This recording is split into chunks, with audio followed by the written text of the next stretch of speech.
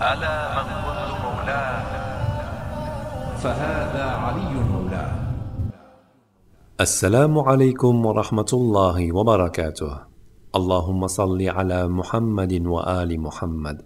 Certains de nos opposants disent que si l'imam Ali alayhi salam a nommé ses enfants Abu Bakr, Omar et Othman, c'est pour rendre hommage aux trois premiers califes. Eh bien, prouvez-le nous, je vous donne 100 ans. Assalamu alaikum wa rahmatullahi wa barakatuh. Allahumma salli ala Muhammadin wa ali Muhammad. Bon, je vais quand même un peu vous aider. Tout d'abord, et contrairement à ce qu'on peut penser, Abu Bakr n'est ni le prénom, ni le nom du premier calife. Al-Isaba fi Tamyiz al-Sahaba de Ibn Hajar al-Asqalani, volume 12, page 70, narration 9658. Abu Bakr al-Siddiq Ibn Abi Quhafa, son nom est Abdallah, et on dit que son nom est Atiq Ibn Uthman. Cette narration nous rapporte au 6e volume du même livre, narration 4839. Abdallah ibn Uthman ibn Amir ibn Amr ibn Ka'b ibn Sa'd ibn Taym ibn Murrata ibn Ka'b ibn Ulay al-Qurayshi al-Taymi Abu Bakr al-Siddiq ibn Abi Quhafa. Son vrai prénom est donc soit Abdallah, soit Atiq. Abu Bakr n'était qu'une kunya, un surnom, au même titre par exemple que Abu Turab. Et qui était Abu Turab?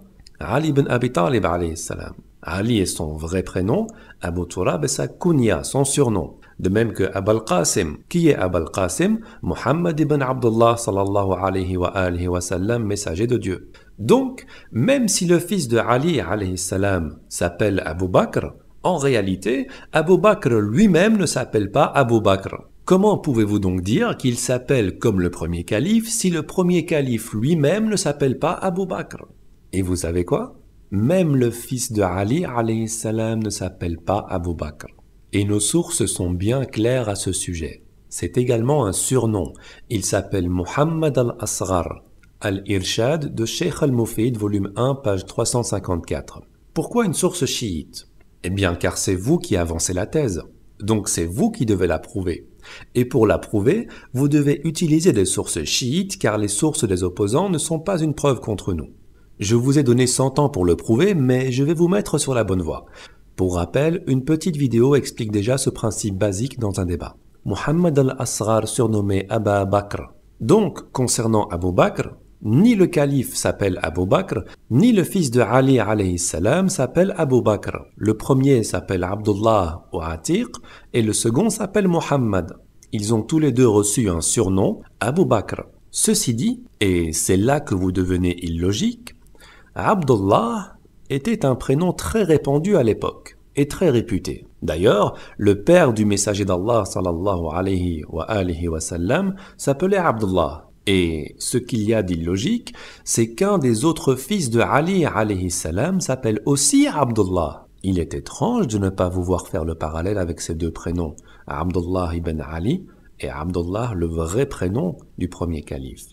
Il est étrange de ne pas vous entendre dire « Il a appelé son fils Abdullah comme Abdullah le premier calife, donc ça veut dire qu'il l'aimait car on ne peut appeler son fils du même nom qu'un usurpateur. » Si au moins vous étiez parti sur cette théorie, ça aurait été un peu plus crédible.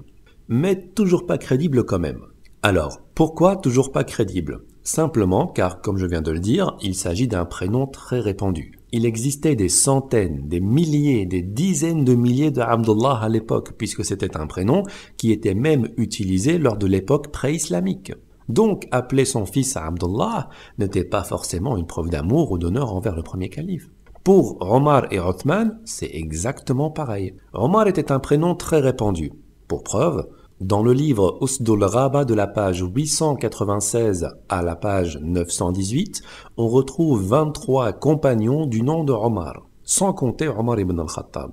Dans le même ouvrage, de la page 821 à la page 833, on retrouve 20 compagnons du nom de Othman, sans compter Othman ibn Affan. Et là, on ne parle que des compagnons. Il ne faut pas oublier qu'il s'est écoulé encore 20 ans entre la mort du messager d'Allah sallallahu alayhi wa sallam et la naissance de Uthman ibn Ali qui est né en l'année 660 plus ou moins. En 20 ans, il ne faut pas me dire qu'il y a eu une pénurie de Uthman. Donc ce nombre 20 n'est évidemment pas exhaustif. On va me dire, oui, mais ce n'est pas car il y a beaucoup de Uthman que Ali alayhi salam ne s'est pas inspiré de l'un d'eux pour nommer son fils. Et rien ne prouve que la source d'inspiration n'est pas Uthman ibn Affan lui-même. Bah, quoi?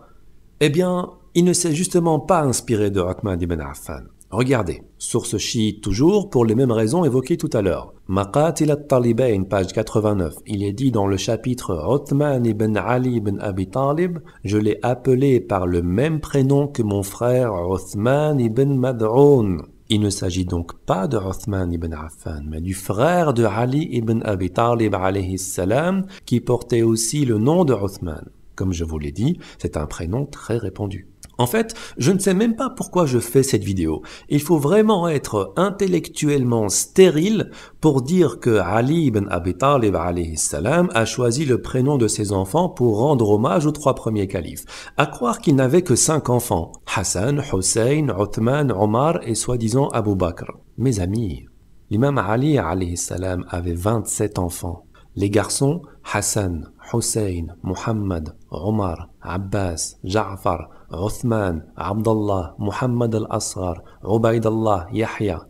Les filles, Zainab, Ruqiyya, al-Hassan, Ramla, Nafisa, Hani, al-Kiram, Jumana, Umama, Salama, Maymouna, Khadija et Fatima. Je le répète encore, et c'est ce que chaque chiite doit répéter à son interlocuteur qui lui fait la remarque, apportez-moi la preuve. Parce qu'une preuve, ce n'est pas de me dire « oui, mais ça ne peut pas être un hasard ». Non, mes amis, ce n'est pas suffisant, il me faut une preuve écrite. Et subhanallah, même si on dit « ça ne peut pas être dû au hasard », déjà le premier, Abu Bakr, on a vu en début de vidéo que ça n'avait aucun rapport. Ni l'un ni l'autre ne s'appelle comme ça. Donc si ce n'était pas un hasard, Ali alayhi salam aurait réellement nommé son fils Abu Bakr, étant donné que c'était le surnom par lequel le premier calife était le plus connu. La thèse du hasard est rejetée rien qu'avec ce premier point. Et même s'il avait réellement nommé Abu Bakr, là on part vraiment dans la fantaisie, même s'il avait vraiment nommé Abu Bakr, rien n'aurait prouvé que c'était en hommage au premier calife, sauf si l'information apparaît clairement dans un texte. Pareil pour Omar, pareil pour Uthman. Et c'est la preuve que j'attends de votre part. Voyez-vous, c'est une thèse tellement étrange. Donc si demain je nomme mon fils Mohammed, ça veut forcément dire que je suis un partisan du wahhabisme, dont le fondateur est Mohammed ibn Abdul Wahhab. Ça ne peut pas être un hasard, n'est-ce pas? On peut aller loin comme ça. Ça veut dire que tous les hommes qui se nomment Yazid aujourd'hui, forcément, sans aucun doute, leurs parents ont dû faire référence à Yazid ibn Muawiyah l'alcoolique. Ça veut dire que toutes les femmes qui se nomment Hind font référence à Hind la mangeuse de foie. Cet argument est totalement absurde et dénué de raison. Si vous me dites non, tu ne l'as pas nommé Mohammed pour rendre hommage à Mohammed ibn Abdul Wahhab, de la même manière je vous dis non. Ali alayhi salam n'a pas nommé ses enfants Omar et Uthman en hommage au 2e et 3e calife. Et si on se base sur votre logique, elle se retourne contre vous. Pourquoi? Écoutez bien. Ali alayhi salam a nommé une de ses filles Khadija, selon votre logique, en référence à Khadija, l'épouse du prophète sallallahu alayhi wa sallam. Il a aussi nommé une autre de ses filles, Salama, selon votre logique, en référence à Salama, une autre épouse du prophète sallallahu alayhi wa sallam. Il a aussi nommé 3 de ses filles Zainab, selon votre logique, en référence à 2 des épouses du messager d'Allah sallallahu alayhi wa sallam, qui se nommaient aussi Zainab. Maymouna la même chose, Ramla pareil. Question. Pourquoi n'a-t-il nommé aucune de ses filles Aïcha ou Hafsa? Votre logique, selon laquelle on ne donne pas le prénom d'une mauvaise personne à un enfant, prouve que Aïcha et Hafsa sont donc des mauvaises personnes aux yeux de Ali alayhi salam. Et si Aïcha et Hafsa sont des mauvaises personnes, votre dogme s'effondre. Il a nommé 3 de ses filles Zainab et 2 de ses filles Ruqiyya. Vous allez me dire quoi? Qu'il était en manque d'inspiration? Vous allez me dire qu'il n'y a pas pensé? Pourtant, Uthman ibn Affan, le 3e calife, a nommé sa fille Aïcha. Aïcha était également un prénom qui était très répandu à l'époque. Quelle est votre réponse? Assalamu alaikum wa rahmatullahi wa barakatuh. Allahumma salli ala Muhammadin wa ali Muhammad.